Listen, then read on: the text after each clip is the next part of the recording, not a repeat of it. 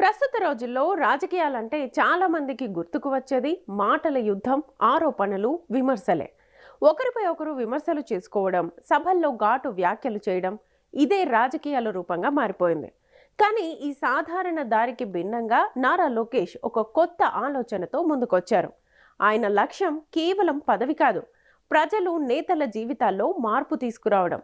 Party ప్రయోజనాలకే పరిమితం కాకుండా కుటుంబాల భవిష్యత్తును కూడా దృష్టిలో పెట్టుకొని పనిచేయాలనే తపన కనిపిస్తోంది. ఇది కేవలం ఒక విందు కార్యక్రమం మాత్రమే కాదు, దీని వెనుక ఉన్నది స్పష్టమైన పొలిటికల్ ప్లాన్ ఉందని నిపుణులు చెప్తున్నారు.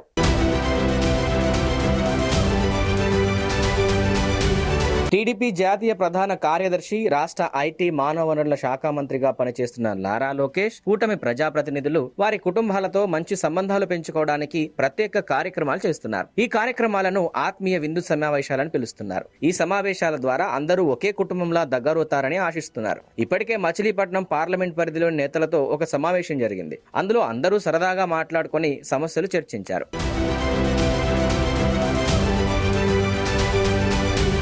నిన్న రాత్రి ఉండవల్లిలోని తన ఇంట్లో లోకేష్ మరో విందు ఏర్పాటు చేశారు. ఈసారి చిత్తూరు, అనకాపల్లి పార్లమెంట్ పరిధిలోని కూటమి నేతలు, వారి కుటుంబ సభ్యులు వచ్చారు. లోకేష్ ప్రతి అతిథిని స్వయంగా గేట్ దగ్గరికి వెళ్లి స్వాగతం చెప్పారు. అందరినీ ఆప్యాయంగా పలకరించారు. ఇక్కడ స్పీకర్, మంత్రి, ఎంపీ, ఎమ్మెల్యేలు అని తేడా లేకుండా అందరూ సమానంగా కలిసి మాట్లాడుకున్నారు. సరదా కబూర్లు, నవ్వులు, స్నేహపూర్వక చర్చలతో ఈ విందు ఒక పిక్నిక్ లాగా మారిపోయింది. అందరూ ఆనందంగా గడిపారు. ఒకరినొకరు బాగా అర్థం చేసుకున్నారు. ఈ కార్యక్రమానికి చాలా ముఖ్యమైన వ్యక్తులు వచ్చారు. Chittoor MP Daggumalla Prasada, Anakapalli MP CM Ramesh, speaker Ayyanna Patrudu, హోంమంత్రి వంగలపూడి అనిత వంటి వారు కుటుంబాలతో సహా హాజరయ్యారు. అంతేకాకుండా పలువురు ఎమ్మెల్యేలు, ఎమ్మెల్సీలు కూడా వచ్చారు. విందు ముగిసిన తర్వాత లోకేష్ అతిథులందరినీ గేటు వరకు వచ్చి సాగనంపారు. ఈ వినయం చూసి అందరూ మెచ్చుకున్నారు. లోకేష్ ఎంత గొప్ప పదవిలో ఉన్నా అందరినీ సమానంగానే చూస్తారని తెలుసుకున్నారు.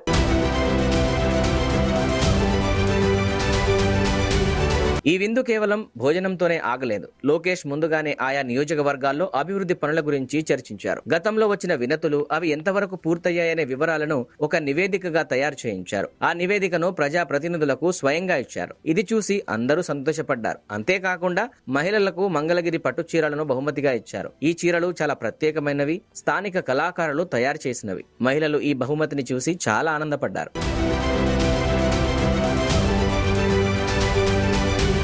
ఈ సమావేశాల గురించి సినీ నటుడు, నిర్మాత బండ్ల గణేష్ కూడా ప్రశంసలు కురిపించారు. సోషల్ మీడియాలో ఓ పోస్ట్ చేశారు. అందులో నాయకత్వం అంటే పదవి కాదు, అది బాధ్యత. వినయం బలహీనత కాదు, అది గొప్ప గుణం అని రాసుకొచ్చారు. టీడీపీలో సీనియర్ నేతల అనుభవం, యువ నాయకుడు లోకేష్ ఉత్సాహం కలిసి ఒక శక్తివంతమైన బలం అవుతుందని చెప్పారు. ఇది చూసి చాలా మంది టీడీపీ అభిమానులు సంతోషపడ్డారు.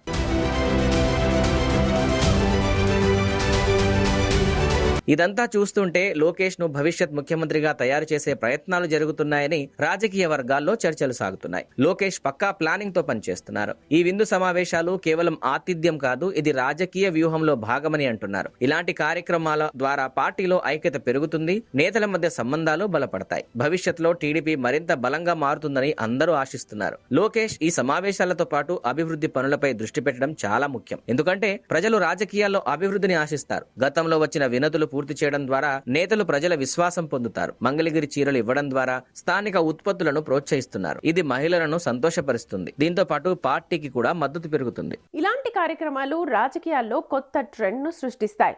సాధారణంగా రాజకీయ నేతలు సమావేశాలు చేస్తారు, కానీ కుటుంబాలతో కలిసి విందు చేయడం చాలా అరుదు. ఇది మానవీయ సంబంధాలను పెంచుతుంది. లోకేష్ యువతరం నేతగా ఈ విధానాన్ని అనుసరిస్తున్నారు. భవిష్యత్తులో ఇది టీడీపీకి మంచి ఫలితాలు తెచ్చిపెట్టొచ్చు.